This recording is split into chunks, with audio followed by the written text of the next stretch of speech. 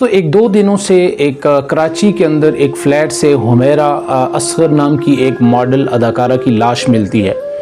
اور یہ لاش 7 ماہ تک کراچی کے ایک فلیٹ کے اندر ڈیفنس ایریا کے اندر گلتی رہی، سڑتی رہی اور وہاں پہ وہ خراب ہوتی رہی، لیکن کسی کو کانوں کان خبر نہیں ہوئی۔ اور یہ بھی سننے میں آیا ہے کہ اسی اداکارہ کے ٹک ٹاک اور دیگر جو سوشل اکاؤنٹس ہیں اس پہ 7 لاکھ سے زائد اس کے فالور تھے۔ پہلا سوال میرا معاشرے کے لوگوں سے یہ ہے، یا ان تمام خواتین سے، نئے ٹک ٹاکر لڑکیوں سے خصوصاً یہ ہے کہ وہ 8 لاکھ فالور،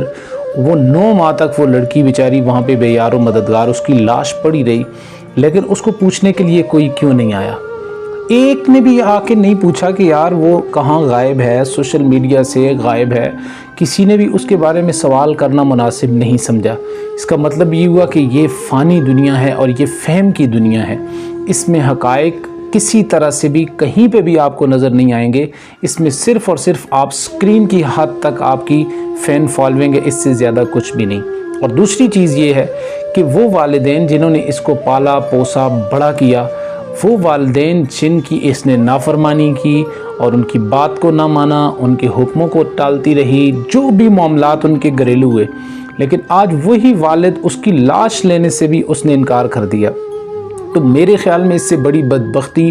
اور کیا ہوگی کسی لڑکی کے لیے کہ اس کی لاش لینے سے بھی اس کے گھر والوں نے انکار کر دیا ہو۔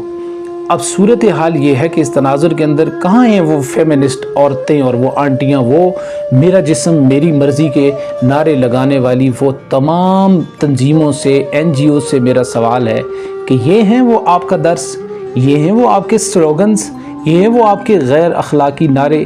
جن کا رزلٹ آپ کے یہ سامنے ہے کہ جب کوئی بھی اپنے خاندان سے کٹ جاتا ہے، الگ ہو جاتا ہے، بہن بھائیوں کو چھوڑ دیتا ہے، تو وہ پھر اس کی یہی حالت ہوتی ہے کہ اس کا کوئی پوچھنے والا نہیں ہوتا۔ سوال کرنا تو بنتا ہے نا کہ یہ ساری چیزیں فانی تھی، وہ تمہارے سارے سلوگنز وہ تمہارے فانی تھے، کیونکہ اگر میرا جسم میری مرضی ہوتا تو پھر کون یہ چاہتا ہے کہ اس کا جسم 6 ماہ تک گلتا رہتا، سڑتا رہتا؟ اس کو کوئی برداشت نہیں کرتا۔ اس کا مطلب یہ ہوا کہ تمہارا وہ سلوگن بھی غلط تھا اور تمہارا وہ سارے کا سارا جو بیانیہ تھا وہ تمہارے منہ پہ اللہ تعالیٰ نے مار دیا ہے۔ اللہ تعالیٰ سے دعا ہوں کہ اللہ تعالیٰ ہمارے آنے والی جو بچیاں ہیں ان کو حضرت سیدہ فاطمہ الزہرا کی سیرت طیبہ پہ چلنے کی توفیق نصیب کرے، حضرت عائشہ صدیقہ رضی اللہ تعالیٰ عنہ کی سیرت پہ چلنے کی توفیق عطا فرمائے۔ السلام علیکم ورحمۃ اللہ وبرکاتہ۔